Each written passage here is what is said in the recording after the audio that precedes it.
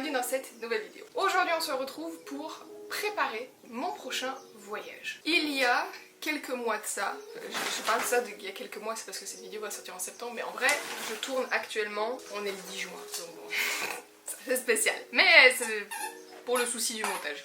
J'avais prévu un voyage dans les Dolomites et ça s'est pas passé comme prévu étant donné qu'en plein milieu du voyage on a dû annuler. Du coup je dois un petit peu prendre ma revanche sur l'Italie et je me suis dit c'est pas grave, on va changer de région, mais je ferai quand même ma semaine en Italie et donc du coup on part en Lombardie. J'ai sorti déjà plusieurs vidéos sur ma chaîne sur comment organiser son voyage au meilleur prix, ce à quoi il faut faire attention, les étapes pour qu'un voyage se passe sans encombre, etc. etc. Et du coup cette fois-ci j'avais envie d'un petit peu faire une vidéo où on prépare le voyage ensemble. Le logement est déjà booké, on y va en voiture donc il n'y a pas besoin de booker de vol, mais si ça vous intéresse qu'un jour je fasse on réserve mes voyages ensemble et comme ça je vous montre un petit peu comment je fais personnellement pour pouvoir regarder les différents hôtels, ce à quoi je fais attention. Pareil pour les vols, n'hésitez pas à me le dire et j'en ferai une vidéo juste sur la partie réservation parce que je trouve ça assez sympa. Rentrons dans le vif du sujet. Alors la première chose que moi personnellement je fais, c'est tout simplement me rendre sur Notion parce que c'est là que je prépare mes itinéraires voyage, mes budgets, enfin bref tout ce qui s'ensuit. Cette template Notion est celle de Sixtine. Je mettrai sa vidéo en barre d'infos et franchement c'est une template de qualité donc franchement si vous avez un petit peu la flemme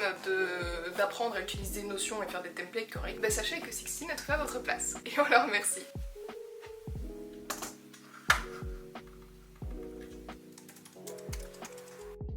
Sur mon papier j'indique donc les villes que je compte faire en majorité, il y en a sûrement d'autres qui s'ajouteront, le budget maximum que j'estime être suffisant pour pouvoir faire ce voyage et également le nombre de temps que je passe sur place. J'ajoute également vite fait une petite to-do list des choses auxquelles je dois penser, que je dois faire pour pouvoir préparer ce voyage. Ça passe par l'itinéraire, la packing list, le fait de commander une vignette parce qu'on passe par la Suisse, réserver les activités, réserver les logements. J'en profite également pour pouvoir remplir un petit peu la fiche budget parce que c'est une fiche qui m'intéresse beaucoup et dont j'ai besoin pour vous faire des guides après coup, donc ça c'est quand même assez important. Et dès le début en fait, dès que je sais qu'il y a une dépense ou une dépense plus ou moins approximative, je vais l'indiquer dans mon tableau. J'ai plusieurs cases que je peux tout simplement sélectionner, donc payer à compte, pas encore payé, programmé, etc. etc.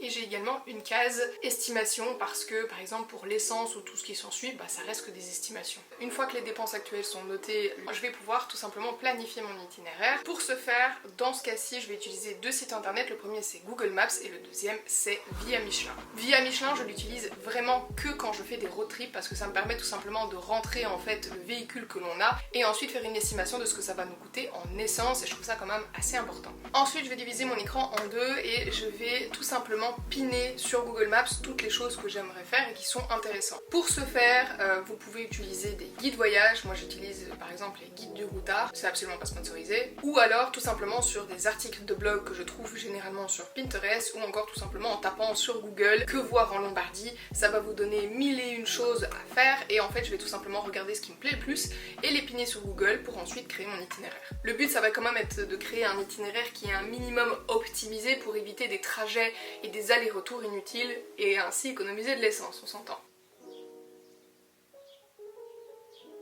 Du coup, actuellement, j'ai un petit peu piné plein d'endroits qu'on a conseillés sur des blogs, etc.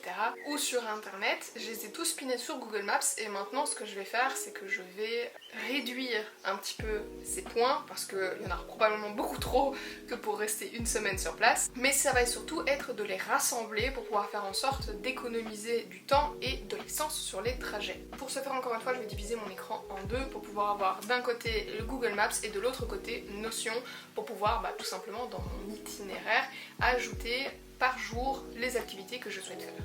On en est arrivé à l'étape où j'ai à peu près la liste des choses que je veux faire dans chaque ville, où j'ai organisé tout simplement mes trajets par journée pour pouvoir faire en sorte d'avoir l'itinéraire le plus optimal. Il me reste encore quelques annotations à faire, notamment sur le prix de certaines activités où il faut que je vérifie si les prix sont toujours à jour. Également les adresses des parkings et les adresses des restaurants, mais pour les adresses des restaurants j'attends d'avoir le routard et il n'arrivera seulement que mercredi.